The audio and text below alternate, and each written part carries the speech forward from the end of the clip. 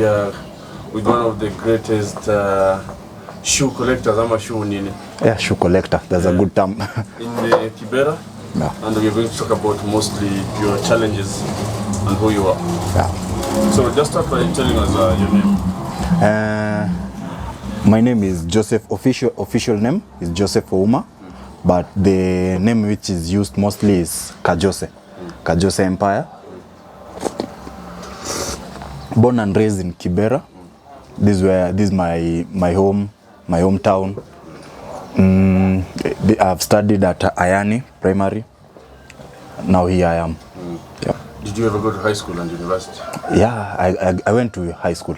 After high school, there was financial challenges.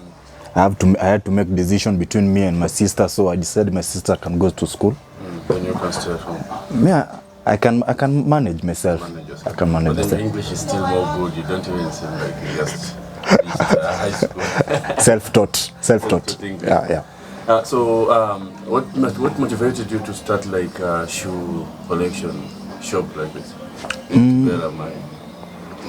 After high school, it was that gamble. I was trying to figure out myself what I can do, and at that time there was a demand for fashion. Everybody was looking at me, and the way I'm usually dressed, somebody was like, "Can I get a jacket like yours? Can I get a shoes like yours?" So I was like, because of the high demand, why could I not supply for them? Yeah, that's what motivated me to get into fashion industry. Yeah. So are you selling them at fair prices, or are they very expensive? It's a fair price. Yeah, it's a fair price. So one shoe like that one, how much does that cost? Like this one, depend with how I bought it. I'm selling it at 2,500. Yeah, that's the best price. Best 2,500. But the prices vary. It depends. There are different prices. You can get like this Kid Timberland is 3,000 shillings. So it depends. Yeah. How are you coping up with it? Like, how are you able to manage it? Are you having like you have like fixed customers, or just anyone can buy? My market is wide because I have a social media account. Instagram is Kajoseh Empire 2017. Twitter same Kajoseh Empire. I have a TikTok account. So media is helping me, and still I have other customer WhatsApp. Yeah. So you mostly sell your stuff online? Online, yeah. Online is the best market. Apart from online, do you have like any local customer? Yeah, I have some customer who come to buy. When they need something, they know where to find me. I'm located at Ayani Kibera, yeah, next to the Door Church. Yeah. And how did you manage to design your shop really nice and attractive like this? I like to sit in an environment which I'm comfortable with. In a comfortable environment? That's what motivated me, yeah. How is it helping you to escape from the mental challenges and the activities that are happening around the slums, like drug abuse and you staying away from pregnancies, early pregnancy? When you say when you say about mental challenge, is a major cause, because I'm one of them. I'm one of the victims. Where me being here is keeping me occupied. It's keeping me occupied. So. What do you mean you're one of the victims? In 2020, due to the company that I had, I end up being in rehab, Madare rehab. Yeah. Madare rehab? Madare mental. Madare mental hospital. Yeah. What was the company like? Why was it like that time it was kind of pressure. It was pressure from the family, friends, economic. Or that period was the COVID period, so financial time it was kind of low. So without those pressure, you have to meet. You want to meet some level of. You want to, let's say in a simple term, you want to meet some level, expectation level. Level of expectation. Yeah, that level expectation. You had a lot in mind that you were expecting to happen. It's like, let's say you have 1,000 voices on your mind speaking all at once. Yeah, that's the best explanation. 1,000 voices all speaking at once. Which you want to balance your rent, you have to balance your shop rent, you have to balance your family, you have to balance yourself. So when those voices come at once, boop. So you end up becoming like crazy or something. I don't like using crazy. I don't like using Like crazy. you were challenged. Yeah, mentally illness where it exceeded. Yeah, and what these I've never confessed to anyone, but what led to it most, it was because of drugs. Drugs is the one which triggers it. Yeah. So you were into drugs too? Yeah, that time I was alcoholic. I was drinking a lot. So in that period, I end up with some friends who introduced me to new liquor. Now using that new liquor is which contributed to triggering, because at the hospital it was I was told it was new substance in the body. Yeah, introduction of new substance in the body. Yeah, which triggers you now to activate that inner mind of yourself. Yeah. And, how long was it? How long did it take? It took 18 days. Yeah, because it took like 4 days outside here before people realize like, hey, this person is not okay. So when, in that period, between those 4 days in which they took me to hospital, and in the rehab I stayed 13 days. Yeah, 13 days in rehab. And then you came back. Yeah. How did the society accept you? Hey. For like someone to understand that now you are okay, now you are moving on perfectly. It was tough because everybody has his own thought, own idea, where somebody looks at you and say, huyu ni wazimu. So at the same time you came from rehab, and then at the same time you're trying to be okay, at the same time you felt like everyone, the society was still like, this is not just normal. Yeah, it's still it's not okay. It's not okay. And then you are trying to convince all these people that, hey, I'm okay. Yeah. How did you manage to convince them? Like someone like me, how did you manage to make someone like me know that you're okay? Because I saw you in that condition, of course. You're the one of the witness. One of the witnesses. So, in the mental rehab, I met some people where this is what inspired me also to come out clearly. Where you get like, I had a lot of friends who comes and like, hey Kajoseh, tunataka, we want to get you out here. You don't belong here. Now that gave me a realization to myself. Even when I was there, I have to think out like, yes, I'm here. Even the doctors are there trying to make me okay, but I have to make it on my mind. Outside here, I just came and say, these people need me because they have a demand of something. Now, what's the demand? I come and find out that this is what the fashion is what they needed most for me, because everybody come, hey, who can test poa vitu? Well, this, yeah.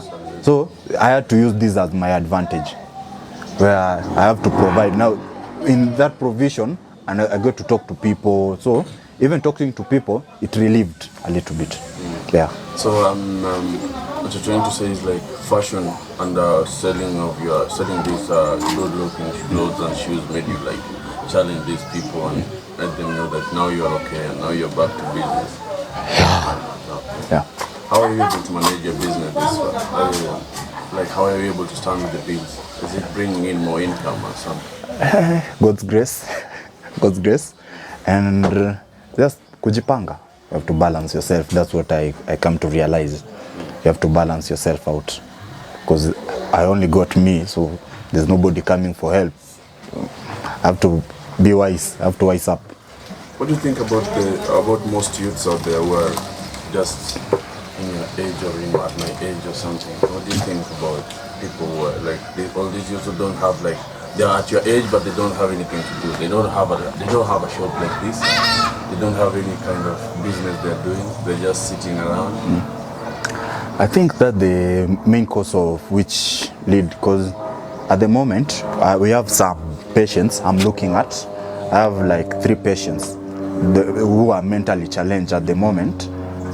We are looking at the progress yenye anaendelea. Here in Kibera. You find them like, these people now, they're idle. They don't have something to occupy them. which now lead, now when somebody doesn't have something to occupy, you find them, he's going back, drugs. He comes to you like, hey, give me 20 bob, I go buy something to eat. Now this 20 bob, if i.e. you give him 20 shillings, instead of buying something to eat, you go and quench the thirst. He has back to drugs. So you get like, it's just going back to the same place. Yeah. So you think idleness causes more mental challenges? One, you can say idleness. Second, you can say the second,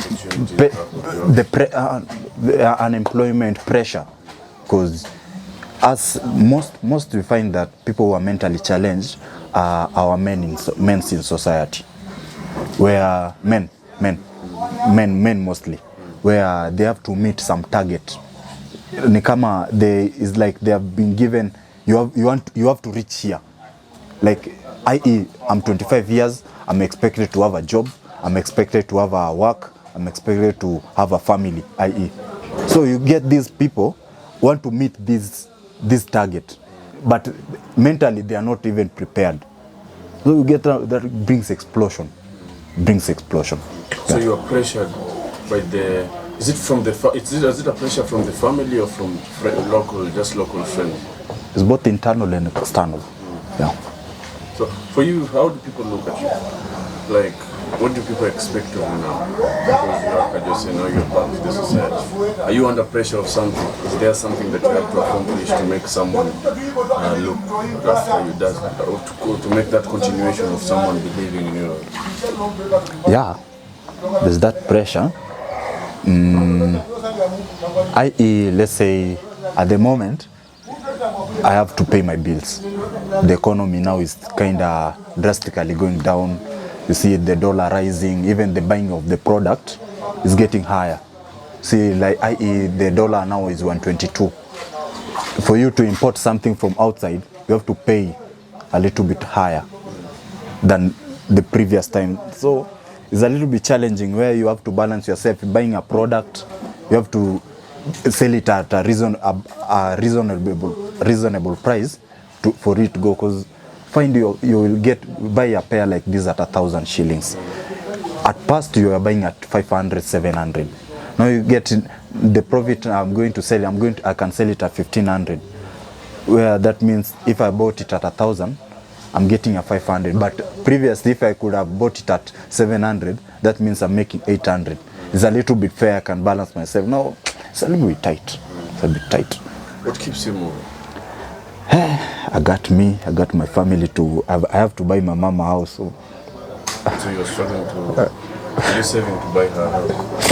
Yeah, that's my main mission at the moment. What are you planning to do? Let me not give my time that period. That period, you never know. It depends, but even if now money vipatikana tunanunua. Yeah, all bad. Uko na mrembo, you have a woman that is looking after you. Like No. Your girlfriend, your wife. I don't have a wife. I have a girlfriend who I'm seeing. You're hiding it or something? No. Because nowadays you don't hide. Yeah. No, I have a girlfriend. Yeah. Nice. I have a girlfriend. Okay. So thank you so much. Yeah. I just wanted to hear more from you, and just most of us around the society, how you're surviving and how the kind of challenges we are going through, and that's why we started this podcast.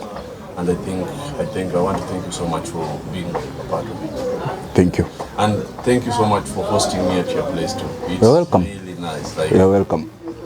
despite the noise outside, like, it's one of the best places to host a podcast. You'll not find a place like this anywhere.